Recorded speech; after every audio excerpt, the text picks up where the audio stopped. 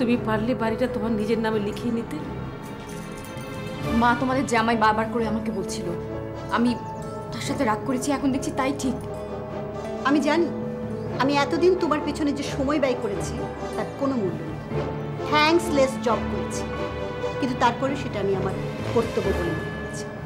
Anyway, যতটা খারাপ তোমরা আমাকে মনে করছো আমি ততটা খারাপ নই। তোমাদের একটা ফ্ল্যাট দেব, সেখানে তোমরা থাকবে। আমার বাড়ি তুমি আমাকেই দেবে? আমার পাওনা টাকাটা দিয়ে দিলে তার কোনো সমস্যা থাকে না। বাড়িটা দিয়ে দিই, টাকা দাও। কত টাকা পাওনা? অনেক টাকা। এত টাকার ক্যাশ দাদা ভাইয়ের কাছে নেই, কোনোদিন ছিল। এই বাড়ির দামের চাইতেও কি তোমার পাওনা টাকা বেশি? তা নয়।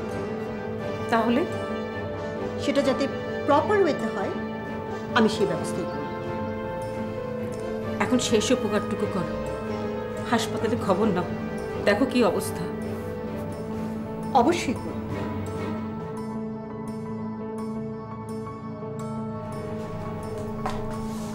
বড়দের এভাবে বলতে হয় না। এতটা অকৃতজ্ঞ হওয়া কি উচিত? কৃতজ্ঞতা স্বরূপই তো আমাদের বাড়িটা তোমাকে দিয়ে দিলাম ফুপু। অবশ্য দিয়ে দিচ্ছি না, তুমি নিজ থেকে সেটা নিয়ে নিচ্ছ।